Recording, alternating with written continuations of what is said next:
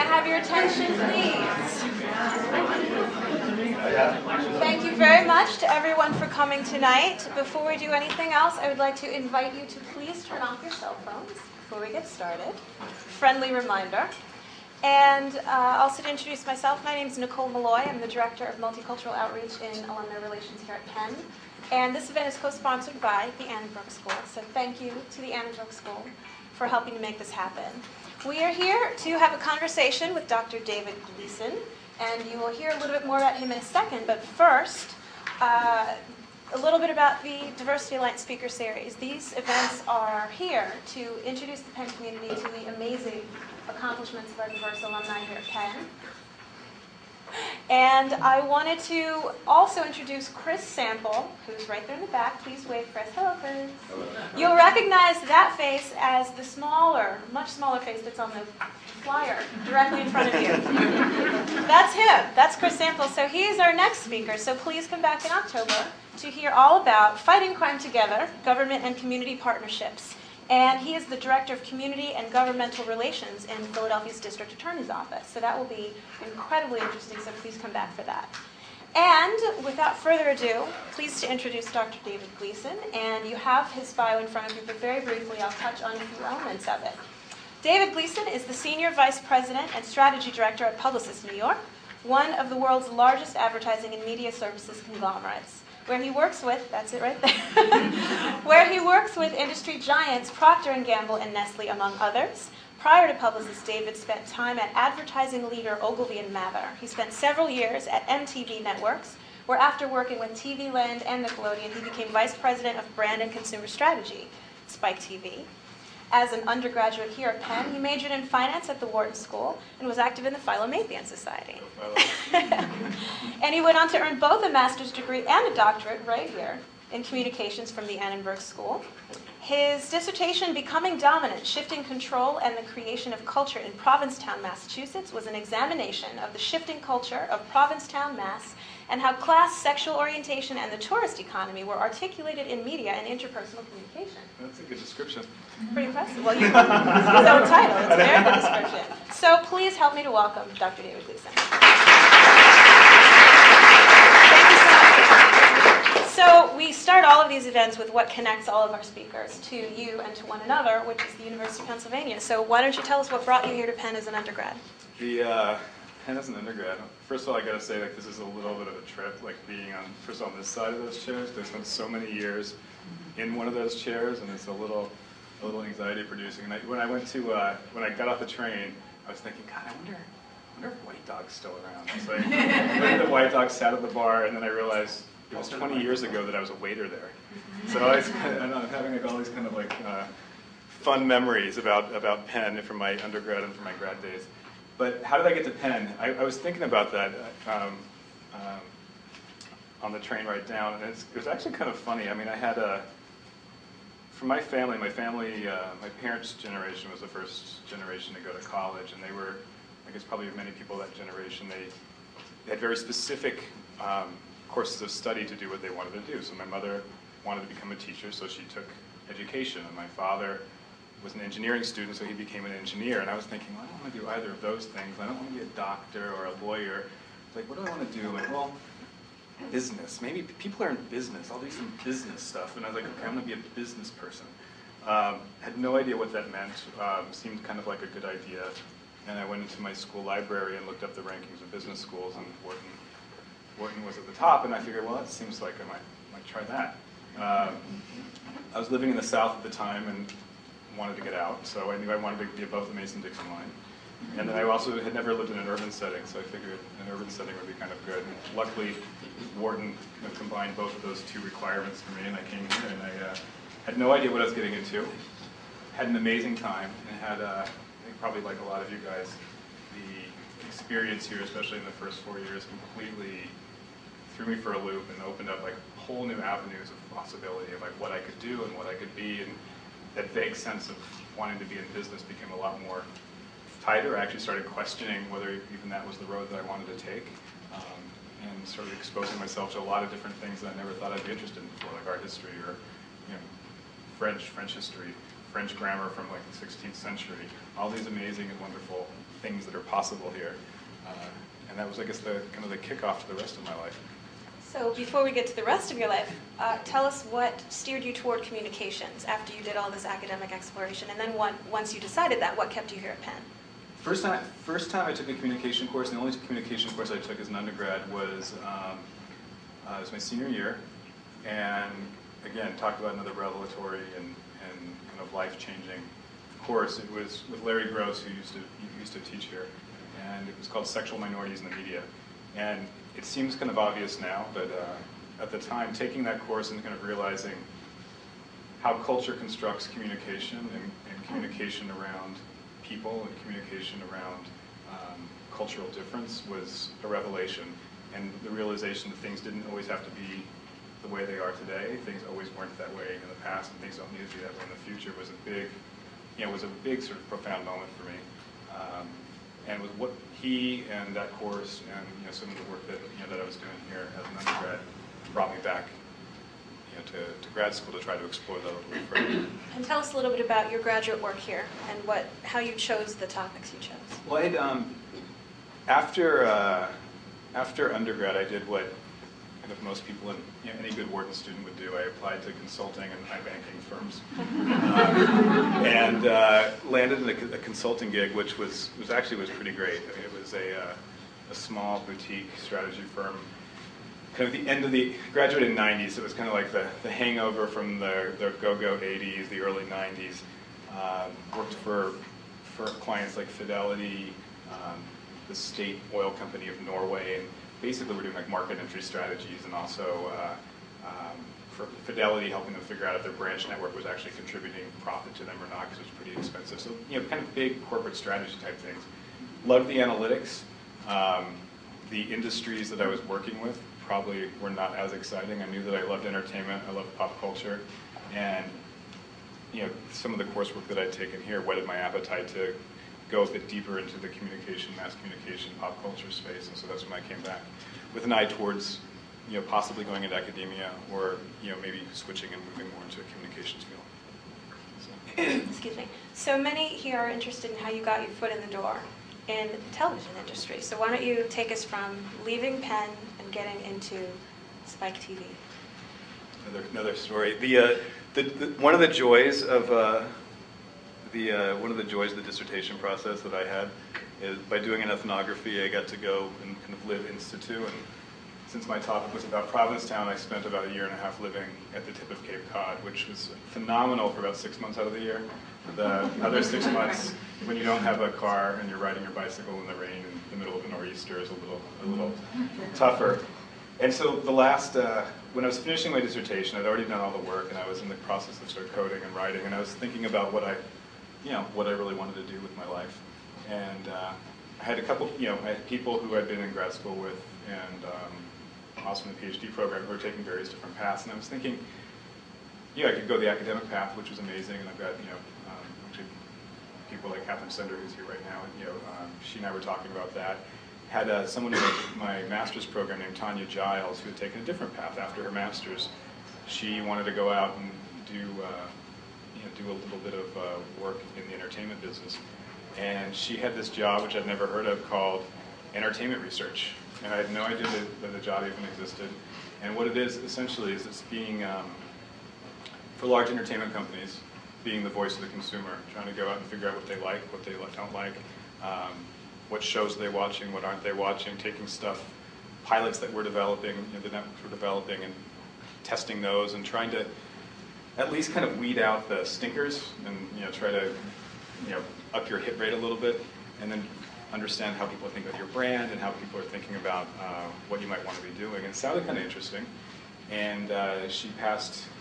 As I was graduating, there was a job that was available in her group. She worked for at that time from TV Land, and I started off at Nickelodeon, and passed my resume along. And the person who she passed the resume along, she tells this story how she saw my resume and she's like, "Oh, no way, no fit, nothing, but he seems really kind of interesting, and it would be fun to at least take him out to lunch and chat about it." So we ended up going out having lunch, and ended up landing the job and started off testing shows at Nickelodeon.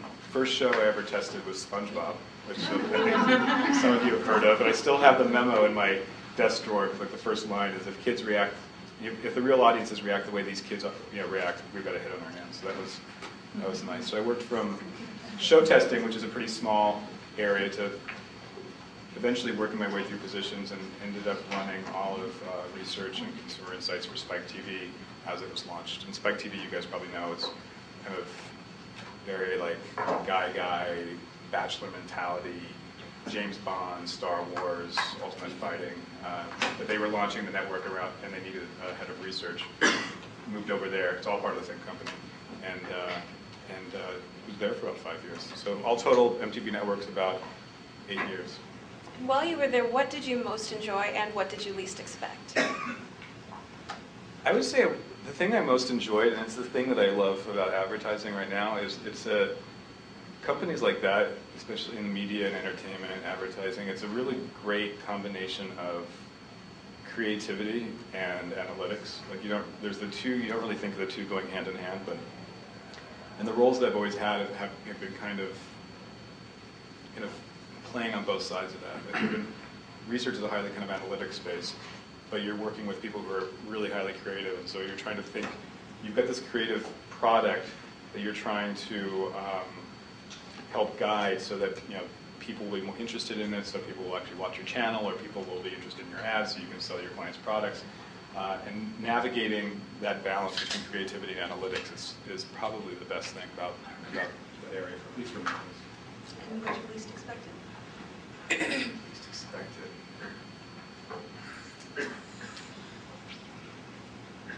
I don't know. Because I had so few expectations going in.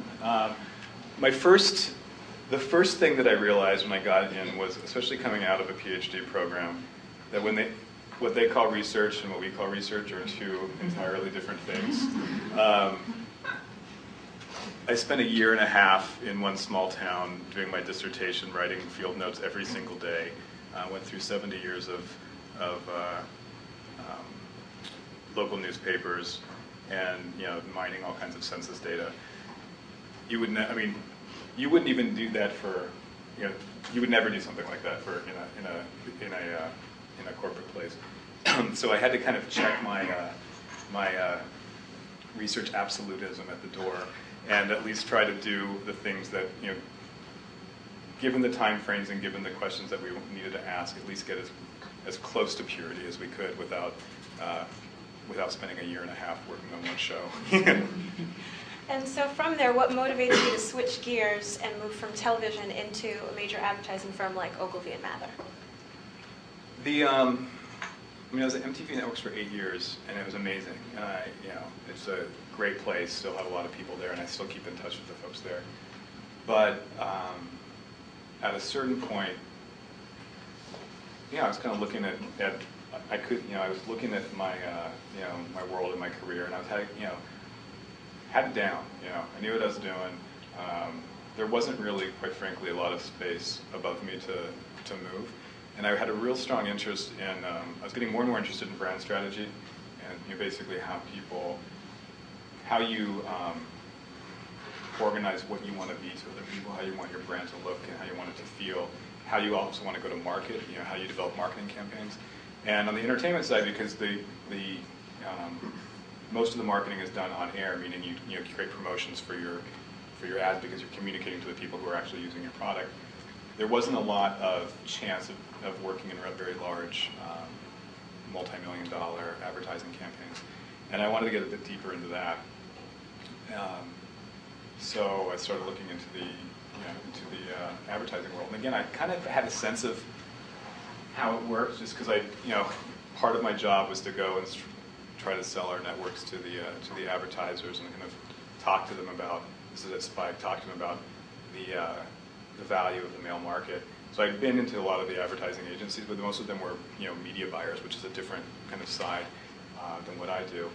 But I started having conversations with some of the creative agencies because I knew that I liked this merger of creativity and analytics. So I wanted to be at the creative agency side, not necessarily on the more heavily analytic media side. And just started having conversations, and I found that there's this role, which is surprisingly similar to media research. It's called strategy and planning, account planning, traditional account planning in the advertising world. And kind of fell into that. And I've been doing that for about 2 years, and it's great. I've been working on, like right now, working on a bunch of P&G brands, primarily fixed, like Nyquil, Dayquil. You'll see Thermacare, which Ph.D. just sold, but it has a special place in my heart. Thermacare are these kind of weird little heat wraps. They look like bandages or diapers. They're really an ugly, ugly product, but they're pretty miraculous. Like if you guys, if anyone has bad back and you need to travel, wear those things. They're great. But I'll show you an example a little bit later of some fun that we had with that. And then also working on something which is not here. It's a West Coast launch. Nestle and Jamba Juice have done a joint venture to make smoothies in the bottle, so you can get Jamba Juice in the bottle. And I don't know, do they have Jamba Juice here? Okay. Out west, it's huge. Like every corner, you've got it, and it's like a huge, it's a really big deal. So if you ever go out west, look in the supermarket, see the Jamba Juice, and that's us also. And we'll think of you. Yeah, think of me. So before we take a look at some of the work you brought for us, let's establish some context and do a little advertising 101 for the benefit of the audience. So first, how would you define advertising and its purpose, especially in the modern day? Advertising, first and foremost, people will talk around and talk about the big, creating culture and all that stuff. It's not really that. You're selling people's products. People hire us to sell, to move stuff off the shelves and to also, build their image, essentially. So it's corporations will come to us for image making or to launch products or to basically to develop materials and campaigns that will reach people in kind of language they understand, tonality that fits them and fits the brand in a way that can motivate them to know and know about the products and buy the products. And so what, especially to you, the professional, would distinguish good advertising from bad advertising? Good advertising. I would say good advertising at its best is true to the kind of the core essence of what the the brand and the company is. And companies are just they're groups of people, and a lot of them have stories, and a lot of them develop cultures, and a lot of them have certain ways that they like to behave in the world. And the companies I think that do best are remain true to that, and remain true to that sense of self. So the advertising has to fit that, and advertising has to, for the given product, has to deliver or tweak or refer to some sort of truth or something that's going to resonate with the people, something that either gives them a lot of joy, something that makes them nervous, something that will reach them in some kind of emotional way. Because ultimately, some decisions are analytic, but a lot of this is really, a lot of purchases are emotional. Because most people, 90% of the stuff that's out there, people don't really need. So you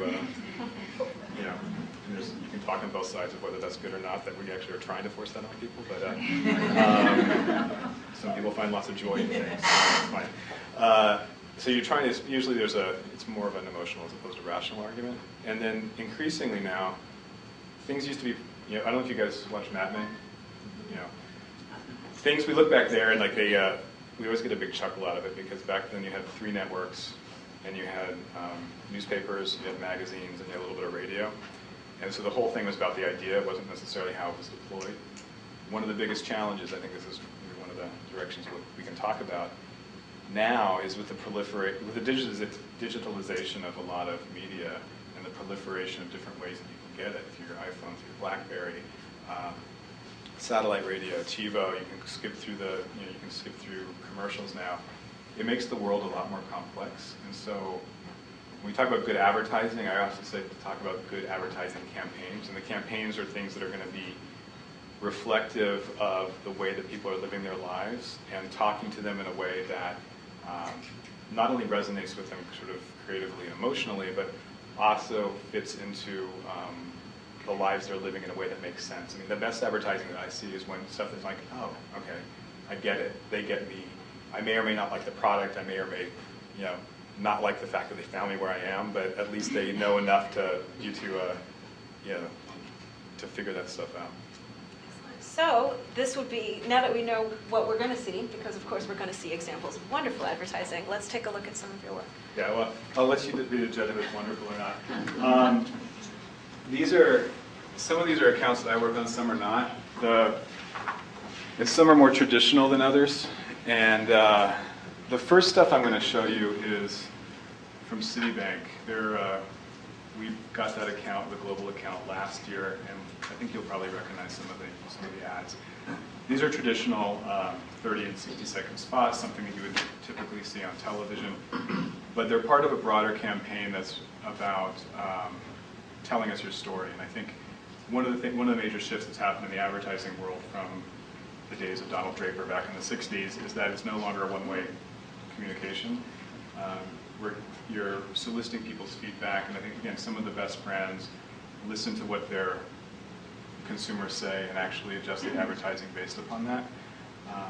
This is part of a broader campaign that's around the idea of storytelling, and it comes from the knowledge that it's not so much, people don't want to know when you're dealing with a bank, like percentage rates and functionality and all that. It's like, what does finance and what is financial security and what do credit cards, especially these are for the credit cards, what do the credit cards allow you to do? They allow you to live your life.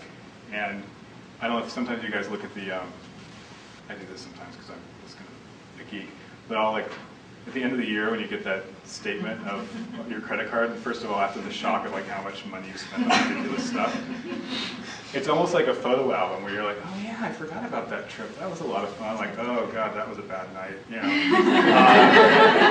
And so this is about, this campaign is really about the stories that you can tell about the life you're able to lead through with the Citi card. Then I'll explain a little bit later what this stuff is. That's the logo, obviously.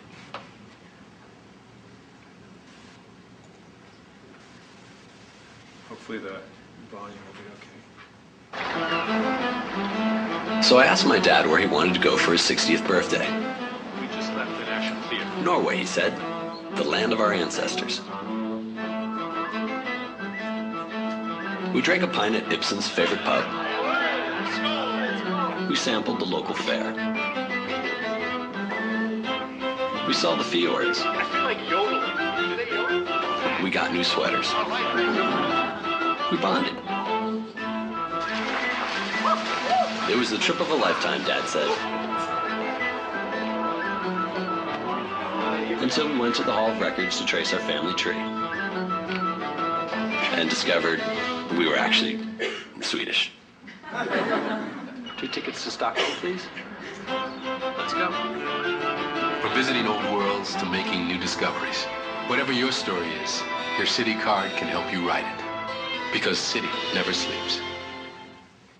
Yeah, so that's one. Thank you. I had nothing to do with that ad, but thank you anyway. And here's another one, same kind of vein. And again, these are like 95% of the way done. They get finished in post-production, and so the sound is a little bit off, but you'll get to see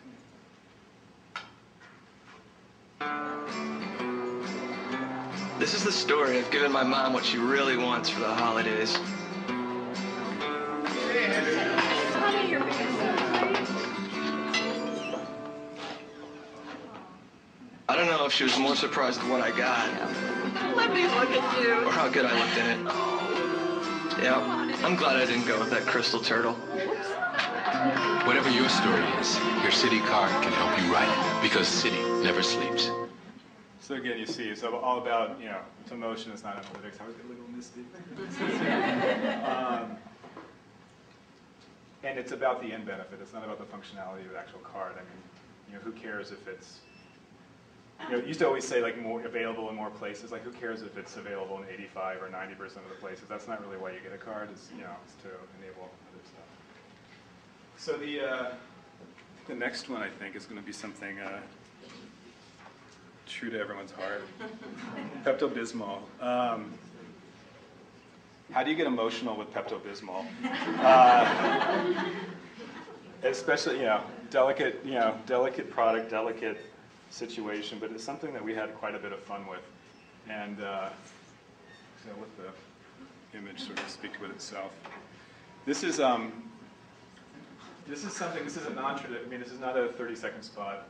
These are. This is part of the campaign that we did. We did we did TV spots and we did print ads and everything. But the whole idea was that there are times, and they're usually unfortunate times, when sometimes you can't always plan where you need to go. And for those times, there's Pepto-Bismol. Upset stomachs happen everywhere. And it's tapping into, if the first one is tapping into sort of what the emotional feelings you have, like when, for dream trips or doing something really nice for your family. This one's tapping into panic, basically. So we set up. So this was really fun. We set up toilets all around New York in various and sundry places. Brooklyn Bridge, on the commute while you're walking there, places that are not, where toilets are either far away or places you don't really want to visit. Just to remind people that we're there, give people a little bit of a chuckle, and also say, better stock up. You never really know. And we also did this. This is another part of it.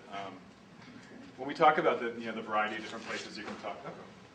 Oh, that's okay.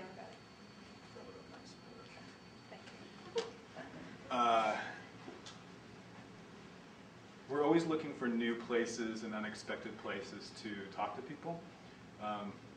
Because with the proliferation of ways to talk to people and proliferation of messages that people are bombarded with, people become very good filters. And the only thing that really gets through are things that are kind of fall outside of that filter, like either in places that they're not expected, or in ways that just speak to them either in like a really heartwarming way or a way that kind of gets through that, can get past that. So this is something that we did on college campuses, and we just took over some dorm room washing machines, with the cutout and dramatizing. Like, this is a little different than the toilet one. It's not about scaring people about you never know where you have to go. This is just sort of bringing to life what it feels like when you have an upset stomach and how we Pepto can help make it better. And think about, I don't know if you guys remember this, I mean some people in the room probably do, but Pepto-Bismol used to always be very, very functional. It was like that purple liquid, and it was that stuff in your grandmother's house, and you're just like, it's kind of gross and it was kind of old. And this campaign that we built is a way to try to modernize that a bit. Thermacare. I love Thermacare, and like I said, it was sold this year to another company. So no longer working on it. We're all very, very sad. It was like this little engine that could. It was like this. Like I said, the product was ugly, looked like a diaper or looked like a bandage, and it was awful. It was one of those products that P&G developed because they had the technology, and they developed this technology of this coal that you put something else in it, and then the byproduct of it when it was exposed to oxygen was heat. And they're like, what am I going to do with this? And then they thought, oh, let's put it in a bandage and create a wrap. Created the category. It was the first thing on the market 5 years ago to do this, because before that people either had to have like ice packs or cold packs or a plug-in electrical thing. So it was pretty revolutionary at the time. It was very quickly copied by a lot of private label brands, which were significantly cheaper. And so we wanted to do something that was going to shake things up a little bit. And this is around the launch of a new product line, which was Thermacare menstrual wraps. So you're thinking like, oh God, Thermacare is bad enough, but now it's a menstrual pad. And you're like, how are we going to talk about that? And we started thinking about it, and through some of the research that P&G did, in one of the focus groups, there was a whole conversation with some of the women about, you know what, when I get it really, really bad, and no one knows it, and they think I'm just making it up, and people think that I'm not in as much pain as I am, especially the men. I wish men would be able to have this, and then they would know. And we're like, oh, interesting. Let's see what we can play with that. And so I need to switch gears actually and run this off a different thing. But this is part of the campaign that came out of that, the Thermacare menstrual wraps, and it's called Men with Cramps. Let's see if it...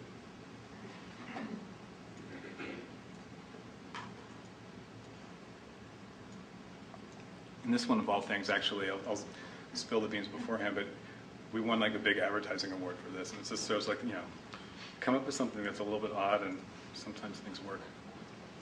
And their sound comes in a little bit later.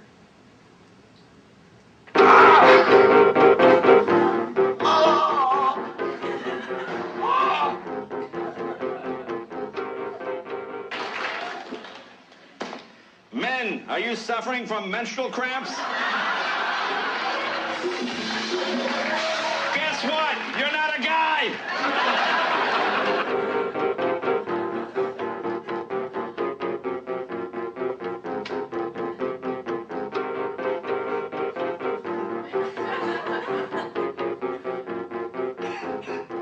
Sex sells has always been a mantra in advertising, but these days companies are going for something a little different, secretly planting edgy and off-the-wall ads disguised as entertainment, hoping that they'll be adopted and spread virally across the web. Procter & Gamble, the world's largest consumer products company, known for its squeaky clean ad campaigns, shelled out $1 million to create edgy entertainment to build buzz for its menstrual cramp heating pad, a Men with Cramps parody viral campaign to compete for YouTube eyeballs. P&G secretly planted a fake documentary about men with cramps and a parody website on a medical study by ad firm Publicis, producing the kind of humor you'd never expect from P&G. It is invisible. It is silent. Yet its firm monthly grasp has determined battles, destroyed empires, and deeply shaped the human experience. It has humbled giants, and directly or indirectly caused some of the most important events in our history. Yet for centuries, these men have agonized in an embarrassed silence. My name is Dr. Gerhard Fartman, and I'm currently studying cyclical non-uterine dysmenorrhea, commonly known as male menstrual cramps, male cramps, male cramps. In the viral media space and the internet, you really have an opportunity to have people be media vehicles for you. And so what you want to do is try to get people to become curious about it and spread the news. If you give the answer away too quickly, they tend to shy away from sharing it with their friends. P&G didn't mention the product name in the videos for months, letting the low-key approach inspire 11 million downloads and visits to the fake site, even getting attention from Jay Leno and in the blogosphere, to generate buzz that feels authentic without the huge cost of traditional TV ads.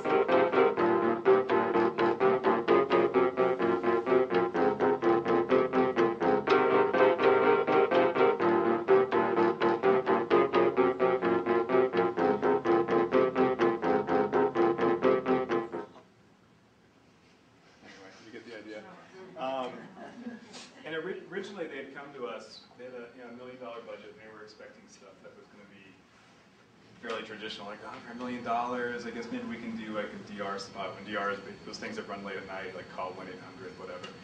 Or maybe we can do a print ad. And again, that little piece, that little nugget that we heard from some women talking about their bad menstrual pain led to this. And so there was no TV. There was no print. The way that we did it, was started with a fake classified ad that led people to a website. We created a fake documentary, which is just hysterical. Like the full one was really hysterical. So a lot of it was through PR for the first 3 months, and then we launched the Thermacare menstrual website, and the fake website became the real website after that. Before we go on, let's have another round of applause. So thank you for bringing those to share. And now why don't you tell us a little bit about what the greatest challenges were when you were coming up with, or when your company was coming up with some of those things? There's always a lot of challenge. I mean, the advertising business, and also I think it's the same way in entertainment and TV, if you're dealing with something which is essentially a creative exercise, there's no real right answer.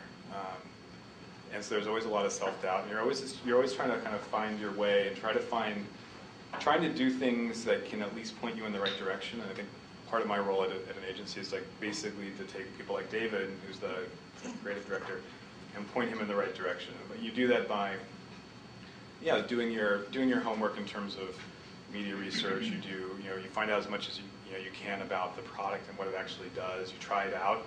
Didn't try this particular one, but I tried the other ones.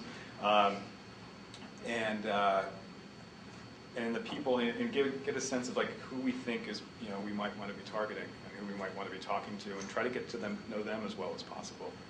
And at least that that narrows it down a little bit. And then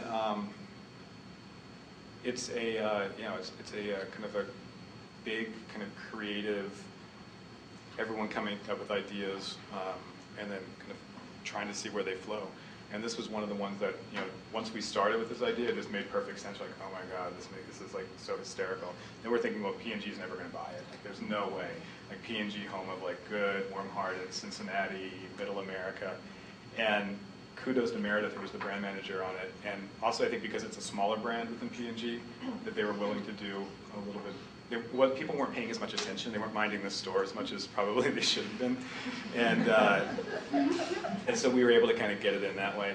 But I would say the biggest and toughest piece is there's certainly convincing people of the value of the idea and getting people excited. And then each of these things require not just our organization, but a lot of specialty what we call partner agencies, like PR agencies, the media buying companies, you've got the brand managers, and it's one of those things where there's a lot of people have to say yes for this to be able to happen. And I think that was one of the surprises. You talk about surprises when I got into the industry. The amount of cajoling, politicking, framing of arguments, and trying to push stuff through. There's lots of people who can say no. Everyone can say no, not everyone can say yes. And so that's probably the toughest part. The idea, and then trying to get it through the process so that it actually comes out the other side looking like you intended. So something like the Thermacare campaign that you just showed us, you alluded to the fact that something like that could not have happened just a few years before. So what are some of the other trends that you see happening, and how do you see that changing what you do? Yeah, again, the biggest thing is just, as I mentioned before, the proliferation of ways of talking to people, and the extra work that you have to do to get their attention. I mean, this is kind of again, for 3 months, we were out there talking to people. They didn't really know what we were about. That's one of the ways that you can do it, is trying to get people to build excitement. And I think trying to manage that is the biggest, is the biggest challenge. I mean, because no one can be. It used to be you could be an expert in TV, or people were experts in radio, people were experts in print, and now you have to have some facility in pretty much everything. Like I'm not an expert in the digital space or the PR space, but you have to have at least an understanding of how that works. So you become a bit more. You might have an expertise in one area, but you have to have a general knowledge in a lot of different areas to at least be able to think that this kind of thing is even possible. I mean, that's part of it, is just showing that this is possible. And then with those changes, everyone's trying to scramble to figure it all out. Nobody really has answers to much. And so you have, for something like this, you might have 15 organizations that are all kind of bumping up next to each other. No one exactly knows how it's all going to work. And trying to figure out how to make it work is probably one of the biggest changes. Again, it used to be really simple. It used to be the creative agency, and then you had media buyers. That's all you had. The creative agency did they did the copy, they made the ads, and then you had people who called up 4 networks, 5 networks, maybe a couple side networks in the pre-cable days. They called them up, made a deal, everything was done. Now you've just got so many different options and so many different ways of doing stuff. Like we're working on this one campaign now, and can't tell you who it's for, but it's really actually pretty cool. That one of the ideas that we have is a combination of submitting photographs and there's a certain brand idea that we have for this one client. What is your vision of this? Submit that, and then within a month or two, with their permission, they actually become part of the billboards in their city that they live in, which is kind of neat. And then creating this really interesting virtual environment of all those stories and all those images where people can navigate, and then creating events based upon what they're talking about. And then like all these really great ambient things like rock climbing walls, and like basically the ads start popping up out of structures. And so those are, but again, those are all this kind of ideas that are coming, we never would have done probably 10 years ago, or even 5 years ago. So last 2 questions, and then we'll open up to your questions. First, what are your own next steps career-wise? And second, what advice would you have for anyone in the audience who's interested in following in your footsteps?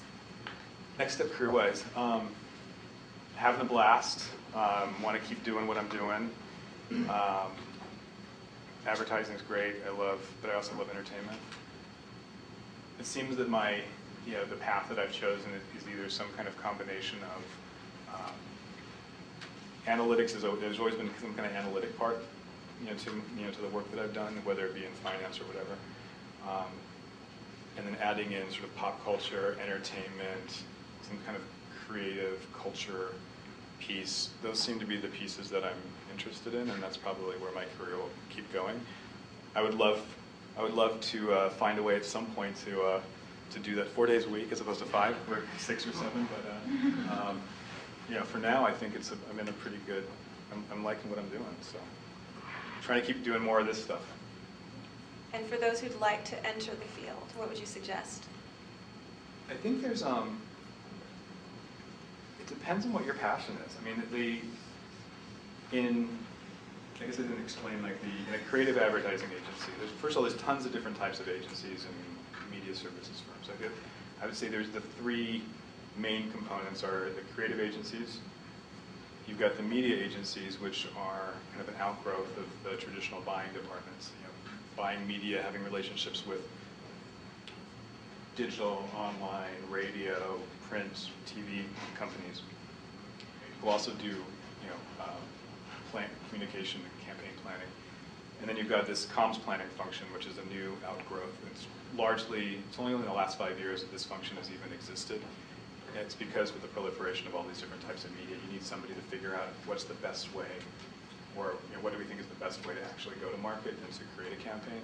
So you have functions, comms planning functions in the media group, media companies. Sometimes there's comms planning functions for independent companies.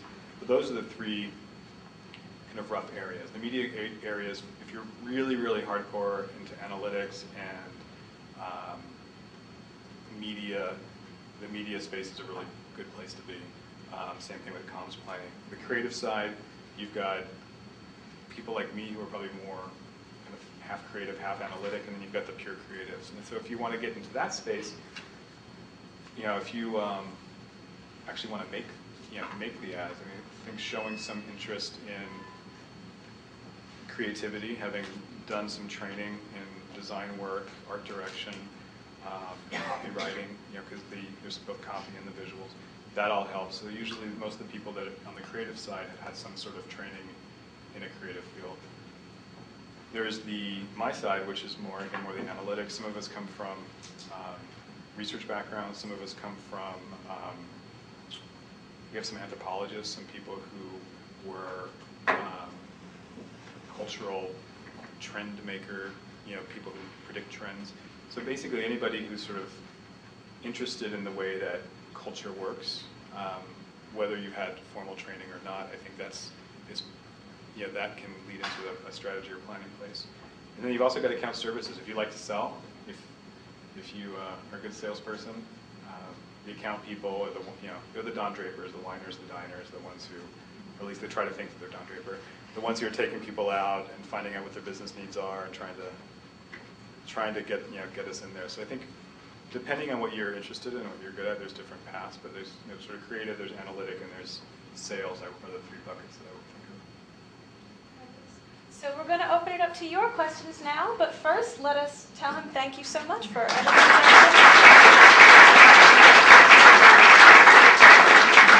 Sorry, so your first question right here. Talk a little, if you will, please, about how you utilize the print media. You talked a lot about television, and how important is it to still be a good writer? pretty critical. Although print, more and more what I'm seeing is it used to be that print was the place that you explained everything before the digital, before the online place, before the web. Print was where you got all the, where you would write all the copy, where you would explain what the product did. But more and more, the print is, the print medium is about very specific kind of high impact visuals, stuff that kind of grabs people's attention and gets their interest. And then you do a lot of the explaining on the web. So what it does, in the print space, rather than writing lots and lots of copy, the copies become quite a bit shorter. And because it's become shorter, it's actually much more important. Like every single word matters. Like you might only have 2 words on a page. Maybe you have 3 or 4. And the ability to craft the essence of what you're trying to communicate in 2, 3, 4 words is a lot harder than you would think. I mean, it's something that I could never do.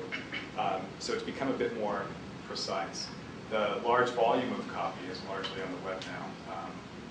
But in the print medium, I think we're using it mostly for very high impact, very specific, very high impact. And that's what the people who are doing print are also doing billboards, like bus shelters, a lot of the big billboards. And it's all about economy of words and precision in that space.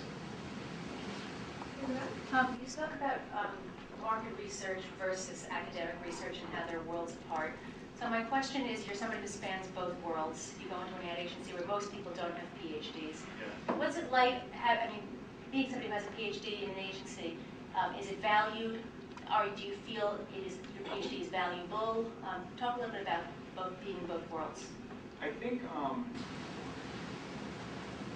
again, it's like it's interesting. It's almost like it's like a commercial in some ways. It depends on who's receiving the message. In some places, and with some people, if you say you have a PhD, they automatically think, okay, you're in this little world that's kind of divorced from reality. Other people, and so therefore, I'm not sure if I should trust what you say. Other people will, know that what comes with that, especially people who've been through graduate training themselves, know that what it gives you is a sense of rigor, and it gives you a sense of confidence that the methods that you're using, given certain questions, the methods that you're using to deploy that are probably going to be pretty sound, and then you're going to have a lot more ingenuity in terms of how you answer questions and how you go about doing stuff. And that was the case at MTV Networks. MTV Networks had probably one of the preeminent media entertainment research groups in the industry. And I had a doctorate, my first boss had a doctorate. Most everyone in the group had at least a master's or above. And we had 3 or 4 people who had PhDs there. And you don't walking in and when people find out that you have a PhD, it's not all of a sudden like, oh, But what it does is I think it just gives you flexibility and rigor, and it gives you ability to have an understanding of the research process in a way that other people probably don't. You said earlier that a lot of advertising is emotional, like people don't care about percentage points and stuff like that on credit cards, for example. How does that segue into today's commercials in reference to the politicians, in reference to the people running for president? Do people want more emotional side on that, or do they want more functionality or practicalness in that? And just if you could talk a little bit about that. I guess I'll amend my comment further. We're looking at TV, print, billboards, that type of stuff. It's all emotional. But there is a role, especially for new products, like when the menstrual wraps came out, like for a little bit more detail. And there are places for that. And again, it used to be printed. It's largely the online space right now where that kind of stuff happens. If you think about Citibank on TV, it's all big and it's emotional and it's heartwarming. But if you go onto their website, you can still find out what's the percentage rate, how much I'm going to earn. Let me compare the cards. So I think in different media, especially in the online space, you can get more precise.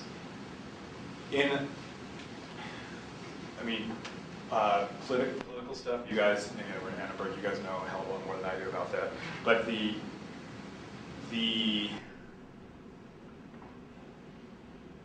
TV stuff that I have seen, and the way that I've seen them constructing their campaigns is actually remarkably similar to the way that we would You go on the website, that's where all the policy papers are, that's where all the information is, that's where all the detail is, that's where all like the real information is. If you go on the TV or the radio, it's pretty, I would say it's pretty emotional. Sometimes it's scary, sometimes it's emotional the wrong way, sometimes it's completely misleading and it's lies. But they, it seems like they're appealing much more in the TV space to the emotional kind of like either fear or joy or possibility or uncertainty. And then it's the web space that you end up tend to get a little more. I will say though that having worked on Procter & Gamble, we have much stricter truthfulness requirements than most we cannot get this stuff. We cannot get anything through the legal department that is not. It has to be clinically proven. I mean, you cannot. There's a lot of stuff that we can't say that we can't say. Sorry, you be the. Hi, I was wondering if you could speak a little bit more about the analytics component of some of those creative ads, particularly the ThermaWrap. Right. ThermaCare brand. You said you started with $1 million. You created this mostly digital PR campaign. When you started that campaign, were there certain types of hard goals that they wanted to hit in terms of impressions or sales revenues? I'm just curious from and being a purely creative ad, what are the analytic drivers? The ultimate goals were sales goals, which is ultimately that's kind of what you're trying to do. Sometimes you'll have some clients who, over the course of the campaign, like maybe they have a continuous survey that's going along in terms of where they measure what percent of the population's heard of it, what do they think about it, do they like it, do they not like it. So sometimes the goals are to move those numbers. For ThermaCare, it was basically just to sell product, and we had certain goals we wanted to meet there. On this one, we did not have impression goals because this was something which we had no idea if it was going to work. We had never done anything like this before. P&G had never done anything like this before. So a lot of the traditional metrics that they've developed over the course of 30 and 40 years didn't really apply. A lot of these large companies who have, P&G is the largest marketer in the world. I don't know the number, but I think they spend something like $3 or $4 billion a year on marketing, which is a lot of money. And that's globally. They have, when you spend that much money and you have that many products, thousands and thousands of products in pretty much every country on the planet. In order to manage that, they've created systems that, for the most part, like marketing has to go through this process, and each step of the way, like you're doing a TV ad, when you're about halfway there, you have to test it. You can only move forward if it meets certain metrics, and then when you go to final production, you test it again, and you have to meet certain metrics. And then those metrics go into sales forecasts that determine the budget for the next year and what their success criteria for the next year. So it's this whole big analytic machine in places like P&G and the Unilever of the world, these large consumer packaged goods companies. So if we had been working on Nyquil and we're doing a TV ad, we could never say, well, we don't want to do a TV ad, we're going to do something like this. The benefit of working on a very small brand that people were not paying much attention to, but that we could actually do something. I don't know if that answered your question. Well, the purpose of the ads is to sell the product. Yeah. Did these ads that you showed us sell the product? Absolutely. This, and I'm not speaking out of school, this is public knowledge, so I'm not saying any secrets. There had been a 2-year decline, year-on-year decline. They were, because of the increase in private label, on average, sales were decreasing about 7% a year, and that's not good. We were able to go from -7 to flat, which isn't increasing, but at least kind of stem the loss. So that was good. So sometimes success doesn't mean that you're really gaining; it's stemming losses. So that actually worked for us pretty well. Sure, you choose. Okay. You. Yeah, you mentioned that some of the best brands in the world are great because they listen to their customer.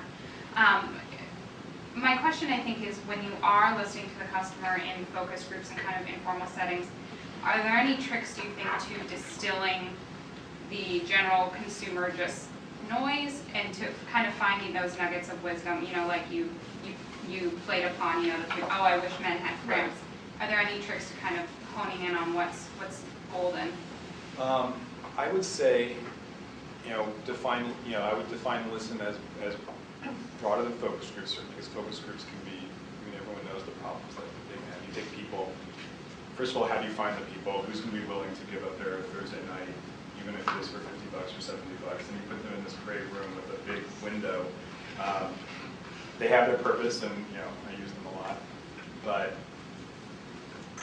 I think you need to listen to people in the greatest variety of ways possible. Like sometimes it's through focus groups, sometimes it's through surveys. I call that listening. Sometimes it's through observation, seeing what people are doing and getting inspiration that way. Sometimes it's feedback. We try to push organizations, sometimes successfully, sometimes not, to have multiple ways for people to provide feedback every time that they experience some communication about them. So maybe it's a quick response code on a billboard, like some cell phones, and then you can take a picture and go immediately to a website. And find some way to know if people are reacting to the stuff and what are they thinking about it, what are they thinking about the brand, and being able to call that together. And the second piece is just don't listen to everything that they say. You ask anyone you put somebody in a room for an hour and a half, or you ask them a question over the phone, they're going to give you an answer. It's not always the right answer. It's not something that they always put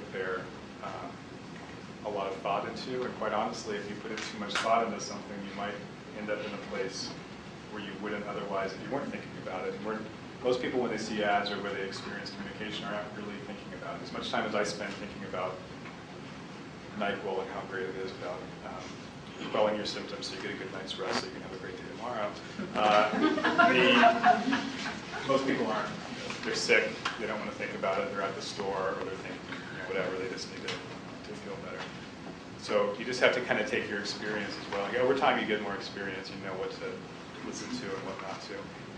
But those clarifying moments, again, that when they said, if no one knows how painful about the pain is, especially guys, if they only knew, a little light went off, because it just felt like, okay, I can do something with this, I can grab around this. Spike TV, there was a similar moment where we were doing a lot of kind of research into guys' lives. And my boss's boss, who was the network president, he was in one of the groups, and the only thing that he wrote down was when one of the guys introduced himself, and he's like, "Hi, I'm Dwayne, I live in Fort Worth, I'm a fifth-year senior." And he wrote down fifth-year senior. He's like, "That's an idea for a show."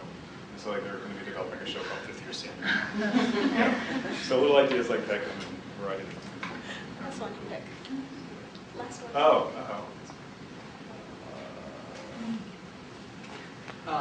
To what degree do you feel like advertising and marketing industry is trying to co-opt Web 2.0 and user-generated content impulses that seem to be pretty emergent in culture right now? Co-opt, I would actually say, yeah. I mean, the anywhere people are. I mean, the advertising industry is going to find a way to be where people are, and where people are costs money to produce, and so they're going to need to find the source of funding. So I think those partnerships are going to happen. I mean, Facebook for the longest time said no way to ads, and then got really, really huge, and the numbers that people started throwing at the people who ran it got a lot bigger and a lot more tempting. And now you have it's not tons of ads, but those little things that you send people, those are more often than not, those are not things that people just thought up in their basement and sent out to the world. They're usually things that are paid for. Google and YouTube the same way. YouTube started as a sort of very weird, Wild West place. When you start getting millions, then hundreds of millions, then billions of views, people like me take notice. And YouTube was bought by a major media, it was bought by Google. So now they're in the process of really trying to monetize that as well. But doing it in a way that is true to their original. When I say being true to their brand, YouTube is, in many ways, is a brand. There's people who are obsessed with creating content and putting it out there. They want to become the next YouTube star. And partly it's about fame, but partly it's just about recognition and a pat on the back from other people within what they call the YouTube community. And that group of people, they cross-post with each other, they link to each other, and so you can't do anything. If you start spoiling that, you're going to basically kill the reason that a lot of people are interested in it, which is the traffic. So what Google's trying to do is find ways of monetizing it, but in a way that is not going to piss off the people with the Wild West mentality that first started it. So you'll see if you go there, they actually have one whole section which is specifically for brands. Oreos have a page, Doritos has a page, where a lot of their contests are run out of. They segregate it so that the people that are in the main part of it don't get mad. But quite honestly, a lot of the people flow back and forth. I think that's one of the ways that they're doing it. Yeah, so Web 3.0, any way of talking to people, or where people are communicating with each other, the safest bet is that eventually people in the commercial world will start trying to find ways of inserting themselves. So with that, I would like to thank... That sounded scarier than I intended to be. Sorry. Maybe we'll end on more up note. We'll end on the up note of the fact that Dr. David Gleason came and shared his expertise with us. So on behalf of the Annenberg School of Communication, Penn Alumni Diversity Alliance, Penn Gale and Alumni Relations, we would like to thank you very much for coming.